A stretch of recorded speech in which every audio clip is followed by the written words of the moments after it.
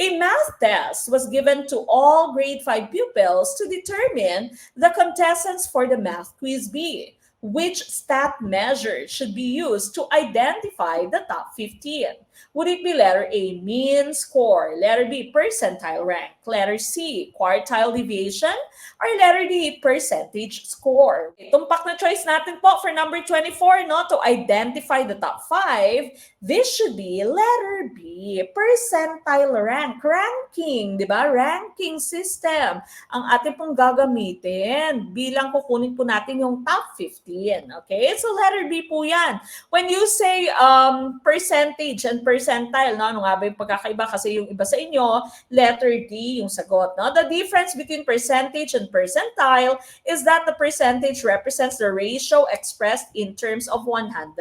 And it tells just the individual score. Kapag kasi namin po percentage, yung score niya, dinivide mo lang by 100, no? So wala kang comparison with the performance of the group. While when you say percentile, this is relative to the score that others made.